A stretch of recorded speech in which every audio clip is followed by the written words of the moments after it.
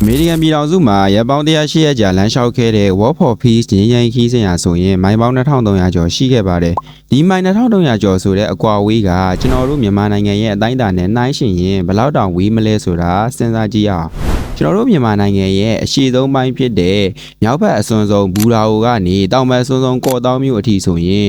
အတိုင်းအတာကမိုင်ပေါင်း1200ကျော်ရှိပါတယ်။ဒါကြောင့်မို့ဆရာတော်တွေလမ်းလျှောက်ခဲ့တဲ့မိုင်2300ခရီးစဉ်ရာဆိုရင်မြန်မာနိုင်ငံအစကနေအဆုံးထိနှစ်ခေါက်ပြန်လျှောက်တာနဲ့အတူတူပဲဖြစ်ပါတယ်။တကယ်လို့ခင်ဗျားကရန်ကုန်မန္တလေးလမ်းဟောင်းတိုင်းလျှောက်မယ်ဆိုရင်6ခေါက်ကျော်တီလမ်းလျှောက်ရမယ်အကွာဝေးဖြစ်ပါတယ်။ Texas ပြည်နယ်ကနေဝါရှင်တန် DC အထိပြည်နယ်9ခုကိုဖြတ်သန်းပြီးတော့တစ်ကမ္ဘာလုံးငြိမ်းချမ်းစေဖို့အတွက်မြေတားပွားများခဲ့ပြီးတော့ဒီခရီးစဉ်ကြီးရာဆိုရင်အောင်မြင်စွာပြီးဆုံးသွားခဲ့ပါတယ်။ဒီခရီးစဉ်ကိုဥဆောင်ခဲ့တဲ့ဆရာတော်ကလည်းကျွန်တော်တို့မြန်မာနိုင်ငံကိုလာရောက်ပြီးတော့ပရိယတ်စာပေတွေကိုတင်မှုတဲ့ပရိပတ်တရားတွေကိုကျင့်မှုရလို့သိရပါတယ်။ဘာယုတ်ဆရာတော်ကြီးရဲ့တပည့်ဖြစ်ခဲ့မှုကြောင့်ကိုလည်းသိရရတဲ့ကြောင့်မလို့ကျွန်တော်တို့အနေနဲ့လည်းအရန်ဂုဏ်ယူရပါတယ်။ကျွန်တော်တို့လူငယ်တွေဘာသာတရားပေါ်မှာအားနည်းနေတဲ့အချိန်မှာ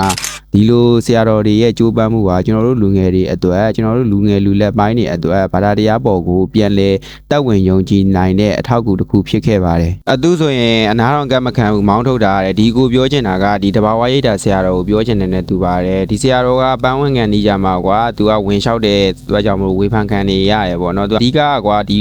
ပန်းဝင်ခံနေမှာဝင်လျှောက်လို့လည်းမဟုတ်ဘူးကွာဝင်လျှောက်မယ်ဆိုရင်ဒီအမေရိကမှာဆိုရင်ဒီလုံခြုံရေးကဒီစရင်သွင်းရတယ်ပေါ့နော်ဝင်လျှောက်မဲ့အကြောင်းစရင်သွင်းရတယ်ဒီစရင်သွင်းပြီးမှပဲတရားဝင်လျှောက်လို့ရတယ်ကွာသူကစရင်မသွင်းဘဲနဲ့ဒီလမ်းဘေးကလို့ဝင်လျှောက်တယ်ဆိုတော့ဒီလမ်းအပြင်ဘက်ကတော့လိုက်လျှောက်လို့ရတယ်ကွာဒီဆရာတော်တွေရဲ့အတန်နဲ့ဝင်လျှောက်တော့ကြတော့အဲ့လိုဖြစ်သွားတာပေါ့နော်ပြောကြဒီဖုံဖုံကဒီဝေဖန်ခံရတဲ့ခုရှိရကွာဘာလို့ဆိုတော့ဒီမြန်မာနိုင်ငံကတိုင်းနာမြေတွေရောင်းပြီးတော့ဒီအိန္ဒိယမှာကွာရိတ်တာစောက်တာကွာအဲ့အနဲ့လဲဝေဖန်ရတယ်ဒီတခြားနိုင်ငံရေးကိစ္စတွေနဲ့လဲဝေဖန်ရတယ်ဝေဖန်ခံရတယ်ပေါ့နော်ပြောကြတော့ဒီဟိုတလောကတော့မှတက်လာရကွာဒီမေဒီလာရှင်ကအယုတ်တွေပေးတာတွေအဲ့အနဲ့ဝေဖန်ခံရတယ်ပေါ့နော်ဝေဖန်ခံရတော့အများကြီးပဲတချို့ကပြောတာနာမည်ကြီးချင်းတို့နှမ်းဝင်းဖြူရလားတဲ့ဒီဆရာတော်ရဲ့စိတ်ကတော့ဆရာတော်ပဲသိမှာပေါ့နော်ကိုရီးယားဝေဖန်တာကတော့ဒီအရှိရပြောတဲ့ကိစ္စတွေကြောင့်ဝေဖန်ခံရတကယ်ဆိုရင်တချို့ကြပြောရနော် Texas ကနေဒီ Washington DC ရောက်မှာကွာဒီ Texas ကနေ Washington DC အထိဆိုရင်ကျွန်တော်ရှေ့ရဗီဒီယိုမှာလုပ်ခဲ့တယ်လို့ပဲမြန်မာနိုင်ငံရဲ့အကျယ်ဝန်းနှစ်ခုစာလောက်ရှိရကွာမြန်မာနိုင်ငံရဲ့မြေပုံရဲ့နှစ်ခုစာလောက်ရှိရအကျယ်ကြီးပဲရန်ကုန်မန္တလေးသွားမယ်ဆိုရင်တော့မှအသွားပြန်6ခေါက်လောက်သွားရတဲ့ခီးနဲ့ညီမျှရဲဆိုတော့